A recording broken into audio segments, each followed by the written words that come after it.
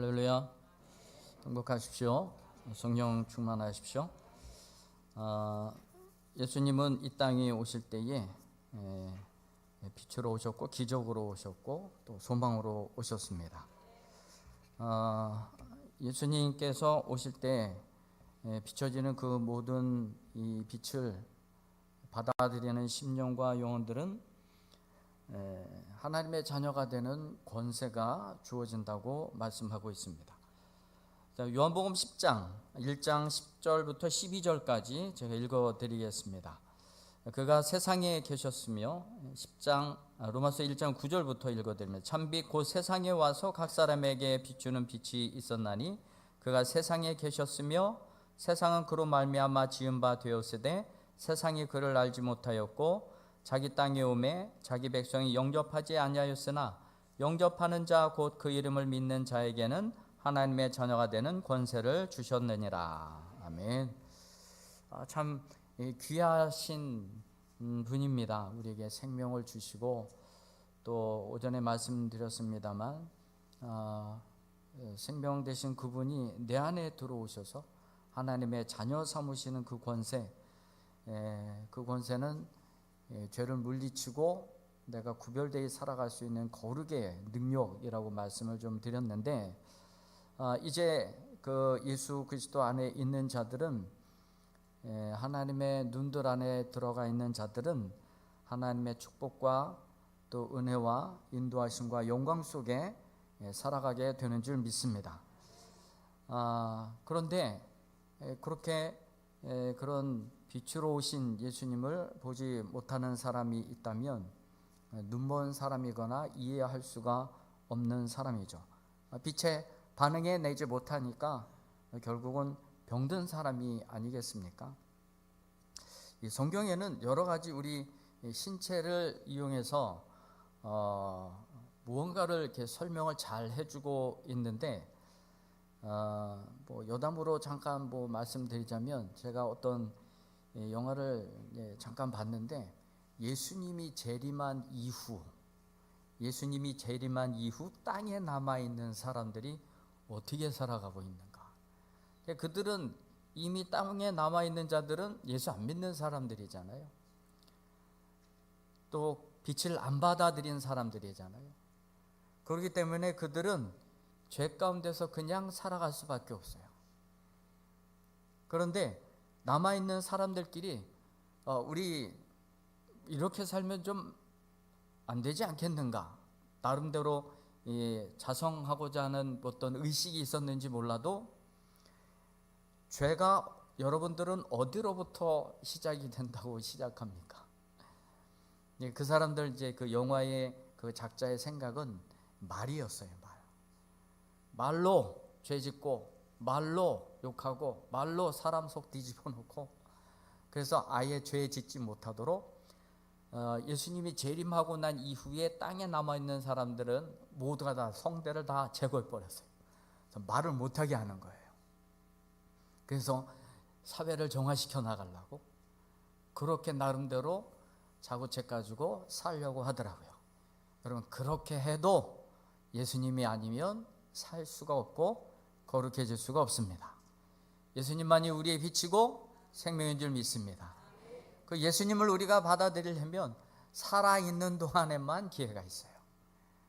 그러니까 여러분, 살아있고 호흡이 붙어있을 때 엉뚱한 것 하지 말고 예수 믿으려고 애쓰시고 축복받으려고 애쓰시고 성령 받으려고 애쓰시고, 얼마나 멋진 삶이에요. 그렇게 사시기를 축원드립니다. 요한복음에서는 예수님이 빛으로 오셨는데, 사복음서, 공관복음, 마태, 마가, 누가, 요 세 개의 복음에는 예수님의 탄생에 관한 이야기가 있는데, 요한복음에는 예수님의 탄생에 관한 이야기를 의도적으로 쓰질 않았습니다. 의도적으로 쓰지 않은 이유가 무엇이냐면, 예수님은 인간이 아니고 하나님이시다, 요거를 보여주기 위한 거예요. 이 탄생에 관한 것이 있다면 혹 사람들 생각하기는 우리 동정녀 탄생이잖아요.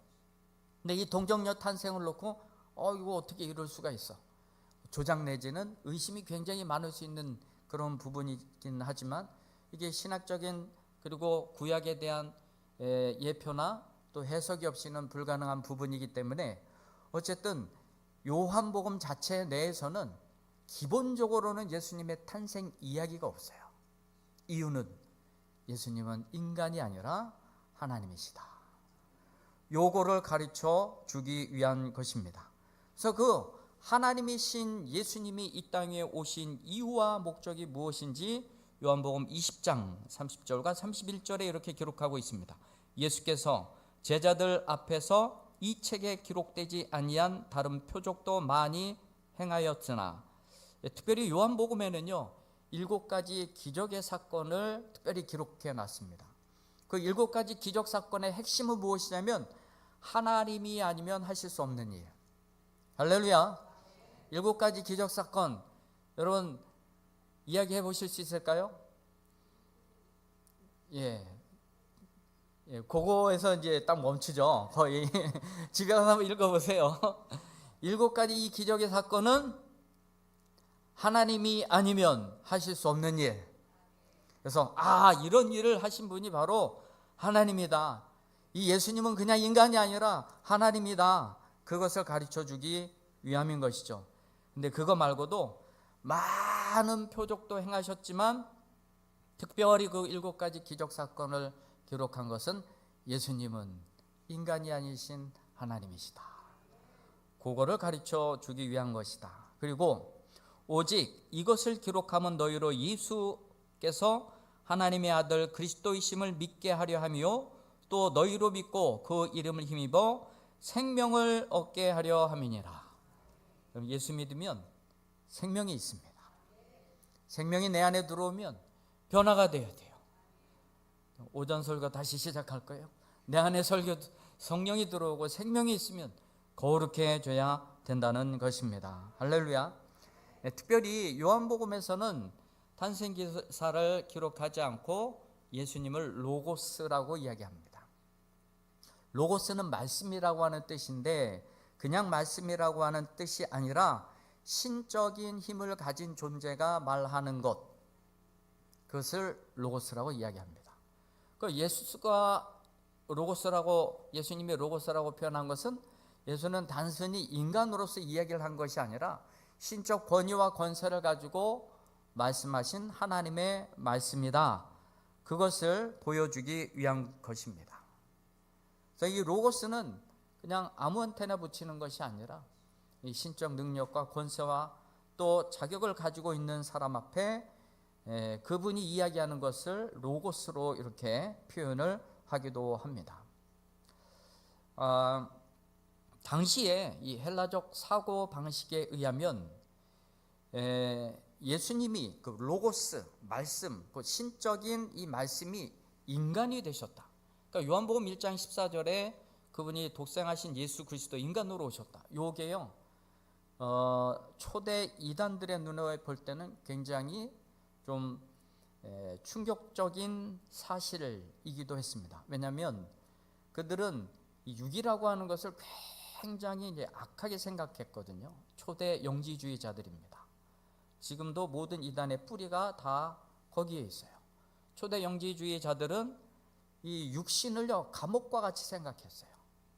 그리고 굉장히 악하게 생각했고 또 영은 굉장히 선하게 생각을 했어요. 그래서 부활이라는 것도 믿지 않았습니다. 부활은 육신 안으로 다시 영이 들어오는 거잖아요. 감옥 안에 다시 들어가는 거잖아요. 그래서 부활이라고 하는 것은 끔찍이도 싫어했고 예수님이 부활했다? 이건 아주 뒤로 자빠질 일인 것이죠. 그들의 입장에서 볼 때는 굉장히 이 영이신 분이, 선하신 분이 어떻게 악의 몸을 입고 왔을까? 이 사람들 사이에서는 초대교회 이단들에게는 이게 충격적인 사실이죠. 그래서 그들은 예수님을 이렇게 표현합니다. 가현설. 가현설은 예수님 보이는 모습은 실제가 아니라 저 모습은 그냥 홀령과 같은 모습이다. 그렇게 이야기를 하는 거예요. 그러니까 지금 예수님이 이렇게 왔다 갔다 하시고 기적을 베푸시고 이런 모습은 그냥 환상일 뿐이지 실제가 아니다. 그렇게 이야기를 하는 것이죠. 예수님이 지금까지 하나님이라고 하는 이 사실을 제가 꽤 얘기를 해드렸는데, 여러분, 이 이야기를 하는 핵심이 무엇이냐면 그 하나님이 바로 이 땅 위에 오셨다는 거예요. 그 하나님이 이 땅 위에 오셨다는 사실, 그게 중요한 겁니다. 왜 오셨습니까? 요한복음을 기록한 목적대로 우리를 구원하시기 위해서 오신 것이에요. 우리가 뭔데요? 우리가 뭔데 왜 하나님이 굳이 또 이 땅 위에서는 그것을 곱게 바라보지 않는 가연서를 이야기하고 또 환상이라고까지도 이야기하고, 어떻게 선한 것이 악한 것으로 올 수 있느냐, 이렇게 반대가 심한 사람들도 있는 그 사이에 왜 선하신 하나님 예수님께서 이 땅 위에 오셨는가? 이유는 단 하나입니다. 우리를 구원하시기 위해서 그런 거예요. 요한복음 3장 16절 17절, 여러분 잘 알고 계시는 말씀 읽어드립니다. 하나님이 세상을 이처럼 사랑하사 독생자를 주셨으니 이는 그를 믿는 자마다 멸망하지 아니하고 영생을 얻게 하려 하심이라. 하나님이 그 아들을 세상에 보내신 것은 세상을 심판하려 하심이 아니요 그로 말미암아 세상이 구원을 받게 하려 하심이라.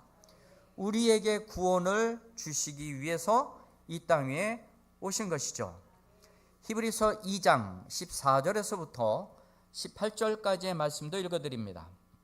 자녀들은 혈과 육에 속하였음에 그도 또한 같은 모양으로 혈과 육을 함께 지니심은 죽음을 통하여 죽음의 세력을 잡은 자 곧 마귀를 멸하시며, 우리가 혈과 육을 가진 자인데 예수님도 혈과 육을 가진 자로 이 땅에 오신 이유는 그 예수님이 직접 죽으심을 통하여 죽음의 세력을 잡은 자 곧 마귀를 때려잡기 위해서, 할렐루야. 또 죽기를 무서워함으로, 죽는 거 두려우세요? 죽는 거 무서우세요? 우리 솔직해집시다. 무섭잖아요. 잘 들으세요. 죽기를 무서워함으로 한평생 매여 종노릇하는 모든 자들을 놓아주려 하심이라. 죽음 가운데서 우리를 놓아주시기 위해서, 이는 확실히 천사들을 붙들어 주려 하심이 아니요 오직 아브라함의 자손을 붙들어 주려 하심이라. 그러므로 그가 범사의 형제들과 같이 되심이 마땅하도다. 예수 그리스도께서 범사의 형제들과 같이, 우리와 같이 되셨다고 말씀하고 있죠. 이는 하나님의 일에 자비하고 신실한 대제사장이 되어 백성의 죄를 속량하려 하심이라. 우리 죄를 속량하시려고 그가 시험을 받고 고난을 당하셨은즉 시험 받는 자들을 능히 도우실 수 있느니라. 우리를 구원하시고 우리를 돕고 우리를 구원하시기 위해서, 도우시기 위해서 이 땅에 오셨다는 사실입니다. 하나님이 굳이 속된 말로 욕을 먹으면서까지 이 땅에 오신 이유는 그 욕하는 우리들을 구원해 주시기 위해서 이 땅 위에 오셨다는 것입니다.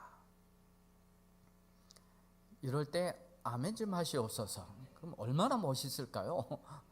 이미 다 아는 내용이라 식상해서 그럴지 모르시겠지만, 여러분 날마다 이 복음의 소식을 들으면 여러분 가슴이 뛰어야 돼요. 두근두근 하셔야 됩니다. 예수님이 이 땅에 육신을 입고 오신 이유, 죽음에서 우리를 노임을 받기 위해서, 고난받는 우리를 그냥 내버려 두지 아니하시고 우리에게 회복과 은혜를 주시기 위해서 이 땅 위에 오셨다는 것입니다. 그것을 위해서 예수님은 십자가에 달리셨어요. 여러분, 예수님은 우리를 얼마만큼 사랑하셨을까요? 죽기까지 사랑하신 것 맞습니다. 이거를 다른 단어로 저는 이렇게 표현하고 싶습니다. 핏값으로 사랑하셨어요.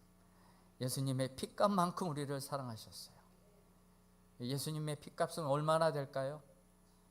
여러분, 우리 온 인류, 오고 오는 모든 인류의 죄를 용서하고도 남을 만한 그런 값입니다. 특별히 예수님이 테텔레스타의 십자가에서 죽으실 때 마지막으로 하셨던 말씀이 다 갚았다. 그 외에 다 갚았다. 여러분 빚 얼마나 지고 계신가요? 이럴 때 하나님이 우리 교회 빚도 갚아줬으면 좋겠어요. 여러분 우리가 가지고 있는 이 죄의 빚, 죄의 대가는 사망이잖아요. 여러분 누군가 죽는다고 했을 때, 여러분 내가 죽는다고 했을 때, 여러분 너 죽기 싫으면 돈 얼마 내놔. 그러면 그게 얼마든지 여러분들 내놓을 자신 있어요?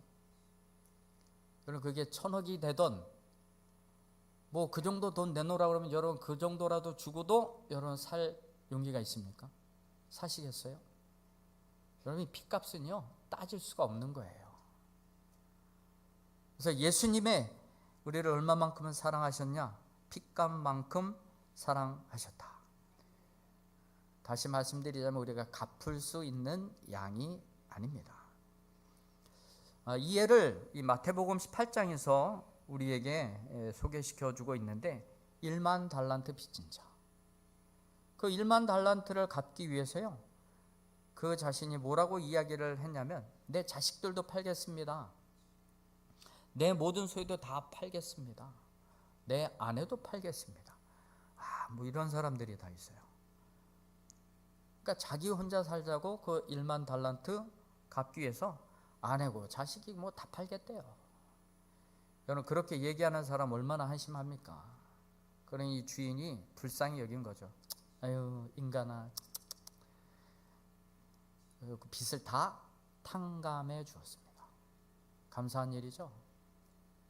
1만 달란트는요 지금으로 환산해서 따져보면 그 1만 달란트의 수입이 생기려면 평상시 노동을 하는 사람이 몇 년이 걸릴 것 같습니까? 1만 년이 걸린답니다. 그럼 1만 년 사실 수 있는 분 손 한번 들어보세요. 못 갚아요. 그 정도도 우리는 해결할 수 없는데 그것을 갚겠다고 자녀 팔고 아내 팔고 다 팔아서 갚겠다는 거예요. 얼마나 한심해 보입니까? 그러니까 그냥 탕감해 준 거죠. 여러분 그래서 우리는 어떤 것을 통해서라도 그 예수님의 핏값을 갚아낼 수가 없습니다. 그래서 우리는 그 핏값을 갚으려 하지 말고 나는 이제 주님의 것입니다. 그래서 주님께 순종하고 주님을 따라 살아가야 되는 것입니다. 우리 찬송가 436장에 보면 나 이제 주님의 새 생명 얻음모 옛것은 지나고 새 사람이로다. 그 생명 내 맘에 강같이 흐르고 그 사랑 내게서 해같이 빛난다. 영생을 누리며 주 안에 살리라. 오늘도 내일도 주 함께 살리라. 빚을 갚으려고 하지 말고 주님과 함께 이제 주님께 나는 메인 몸이 되었네요. 나 마음껏 쓰세요. 그리고 여러분들 자신을 예수님께 내어드리고 하나님께 내어드리기를 주의 이름으로 축원드립니다. 갚으려고 하는 자는 미련한 자입니다. 갚을 수 없기 때문에 그런 거죠. 고린도전서 6장 19절과 20절 말씀입니다. 너희 몸은 너희가 하나님께로부터 받은 바 너희 가운데 계신 성령의 전인 줄 알지 못하느냐. 너희는 너희 자신의 것이 아니라 값으로 산 것이 되었으니 그런즉 너희 몸으로 하나님께 영광을 돌리라. 이제 핏값으로 우리를 사셨어요. 내가 도저히 갚을 수 없는 핏값으로 우리를 샀습니다. 여러분 그러니 여러분들이 그 빚을 갚으려고 생각하지 마시고 여러분 그 몸을 하나님께 드려 영광 돌리시기를 주님의 이름으로 축원드립니다. 사도 바울은요, 이렇게 그도 회심이 된 거예요. 저와 여러분이 이렇게 회심한 것처럼 그도 그렇게 회심을 하고, 회심한 이후에 이제 우리는 하나님께 대해서 가지게 된 그 빚은 우리가 헌신함으로 갚으면 되는 거예요. 그래서 사도 바울이 이렇게 이야기를 하는 겁니다. 오늘 읽은 본문 말씀 14절의 말씀 우리 한번 읽어보도록 하겠습니다. 헬라인이나 야만인이나 지혜 있는 자나 어리석은 자에게 다 내가 빚진 자라. 할렐루야. 사도 바울은 이제 그 핏값은 도저히 갚을 수 없지만 이제는 내가 모든 사람에 대해서 또 이 구원의 복음을 증거하고 전하는 데 있어서 내가 빚진 자의 마음으로 그들에게 증거하고 전파해야 되겠다. 그 마음을 가지게 된 것입니다. 그래서 이 사도 바울은요, 이 빚진 자의 마음을 가지고 이 빚을 갚으려고 열심히 살았어요. 자기 자신을 위해서 산 것이 아닙니다. 복음을 위해서 열심히 살았어요. 죽기를 각오하고 살았습니다. 고린도 후서 11장 23절 이하의 말씀을 제가 읽어드리겠습니다. 잘 들으십시오. 그들이 그리스도의 일꾼이냐 정신없는 말을 하거니와 나는 더욱 그러하도다. 내가 수고를 넘치도록 하고 옥에 갇히기도 하며. 여러분, 그들이 그리스도의 일꾼이냐? 그들은 정신없는 사람들이다. 이 사람들의 대상이 거짓 교사들이에요. 거짓 교사들은요, 복음을 위해서 빚을 갚는 사람들이 아니에요. 거짓 교사들은 고통을 이야기하지 않습니다. 근데 사도 바울은 빚진 자의 가슴을 가지고 근데 어떻게 하든지 내가 몸이 바스러지는 한이 있더라도 이 빚은 내가 꼭 갚겠다. 그런 마음으로 지금 이야기를 하는 겁니다. 내가 수고를 넘치도록 하고 옥에 갇히기도 더 많이 하였고 매도 수없이 맞고 여러 번 죽을 뻔하였으니 유대인들에게 40에서 하나 감한 매를 5번 맞았으면 3번 태장으로 맞고 1번 돌로 맞고 3번 파손하고 일주야를 깊은 바다에서 지냈으며 여러 번 여행하면서 강의 위험과 강도의 위험과 동족의 위험과 이방인의 위험과 시내의 위험과 광야의 위험과 바다의 위험과 거짓 형제 중에 위험을 당하고 또 수고하며 애쓰고 여러 번 자지 못하고 줄이며 목마르고 여러 번 굶고 춥고 헐벗었노라. 이 외의 일은 고사하고 아직도 날마다 내 속에 눌리는 일이 있으니 곧 모든 교회를 위하여 염려하는 것이라. 늘 복음을 전하는 일에 있어서 이 사도 바울은 빚진 자의 자세로 살아가고 있다는 것입니다. 여러분, 우리도 마찬가지예요. 우리도 핏값으로 우리를 사신 그 예수님의 그 핏값은 우리가 갚을 수 없습니다. 어리석은 1만 달란트 빚진 자와 같이 되지 않기를 소망합니다. 대신 우리는 이제 그 빚을 갚지는 못하지만 복음을 전하고 선교하는 일에 우리는 빚진 자로 살아가야 될 줄 믿습니다. 이 복음을 증거하고 전하는 자, 특별히 저는 남은 자로 표현을 하고 싶습니다. 우리 수요일 날부터 지난 수요일부터 시작을 했는데 거기에 마지막으로 말씀드린 부분이 여러분들이 답을 못 따라서 요청하신 부분, 성경 속 샘플, 여러분 그 부분을 통해서 제가 드린 말씀인데 선제적 질문은 이런 것이었어요. 우리가 왜 이스라엘 종교를 믿어야 하나요? 대표성이라고 말씀드렸습니다. 대표성. 성경의 시작은요, 모든 인류를 대상으로 시작을 했는데 그 범위가 자꾸 좁아져요. 왜냐하면 타락했기 때문에 그래요. 하나님의 이 마음을 모르고. 나중에는 신약의 끝에 가서 보면은 이게 온 인류로 다시 그 구원의 범위가 넓어지고 있는 것을 볼 수가 있어요. 그래서 이 대표적인 것을 통해서 우리에게 교훈하고 우리가 어떻게 살아가야 되는지에 대한 이야기를 해주는 것이 성경의 이야기인 것입니다.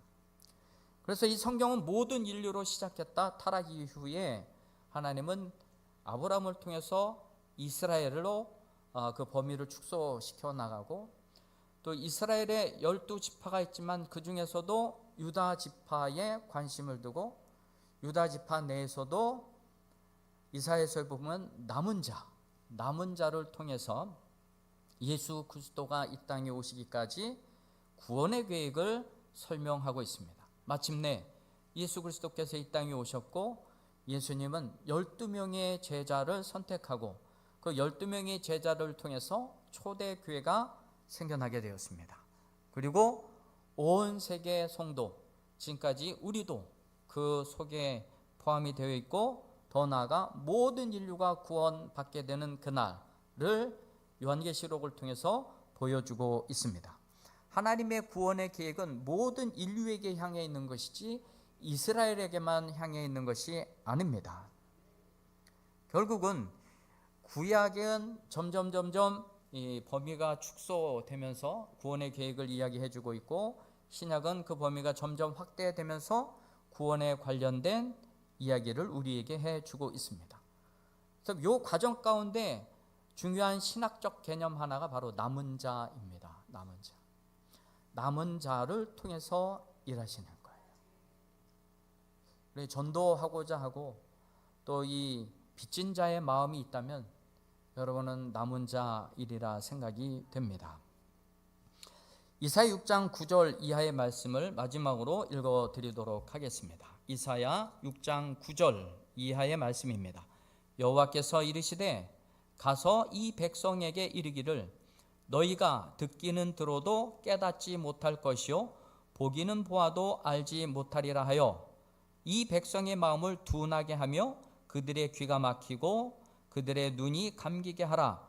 염려하건대 그들이 눈으로 보고 귀로 듣고 마음으로 깨닫고 다시 돌아와 고침을 받을까 하노라 하시기로. 이 말씀이 굉장히 무서운 말씀이에요. 회개하지 못하도록 하는 거예요. 그러니까 하나님이 이 봉인된 말씀을 가지고 이거 봉인 풀지 말아라. 왜 그러냐 했더니만 그들이 회개할까봐, 그 내용을 보고 회개할까봐, 돌아올까봐. 그럼 여기 우리가 회개할 줄 아는 것도 복입니다. 어느 순간은 회개할 수도 없는 순간이 와요. 그때는 그냥 다 죽는 겁니다. 여러분, 긍휼 입을 만한 때에 긍휼 입으시고 은혜 받을 만한 때 은혜 받으시고 회개할 기회 주실 때 회개하세요. 놓치면 끝입니다. 이사야가 이렇게 대답을 합니다. 내가 이르되 주여 어느 때까지니까 하였더니 주께서 대답하시되 성읍들은 황폐하여 주민이 없으며 가옥들에는 사람이 없고 이 토지는 황폐하게 되며 여호와께서 사람들을 멀리 옮기셔서 이 땅 가운데서 황폐한 곳이 많을 때까지니라. 그냥 땅을 그냥 황폐시키겠다는 거예요. 그때까지 혹시나 회개하고 돌아올 사람이 있을까봐 하나님 멀리 사람 내보내고 쫓아내고 이 땅이 황폐될 때까지 꽁꽁 그 임봉한 것을 풀지 말아라. 근데 감사하게도 하나님 이렇게 말씀하시는 거예요. 그런데 그 중에 10분의 1이 아직 남아 있을지라도 이것도 황폐하게 될 것이나 밤나무와 상수리 나무가 배임을 당하여도 그 구루터기는 남아 있는 것 같이 거룩한 씨가 이 땅에 구루터기니라. 구루터기가 남잖아요. 나무를 베면 그것만 남는다는 거예요. 이 거룩한 씨라고 말씀하고 있어요. 이 구루터기가 거룩한 씨니까 이제 거기로부터 나무가 다시 자라나고 싹이 나고 자라나고 열매를 맺고, 남은 자를 통해서 하나님은 역사를 이끌어 가시는 거예요. 여러분들이 지금 남은 자이기를 소망합니다. 저는 이 빚진 자를 남은 자로 언어를 바꿔서 지금 설명을 드리는 겁니다. 우리는 핏값을 갚을 수 없는 자들이지만 이제는 이제 남은 자로서 사도 바울과 같이 몸이 부서지도록 빚을 갚기 위한 그 선교적 열정과 전도적 열심, 그것은 할 수 있지 않겠는가. 사도 바울은 그 은혜가 너무 크기에 정말 죽을 뻔한 고비를 몇 번이고 넘겨서라도 그 빛을 갖고 싶은 거예요. 그리고 늘 염려되는 건 교회였고, 여러분들도 이제 남은 자로서 전도의 사명 다 하시고 교회를 위하여 늘 염려하여 기도하는 우리 모두가 될 수 있게 되기를 주님의 이름으로 축원드립니다. 기도하겠습니다. 우리 말씀 기억하시면서 우리 함께 통성으로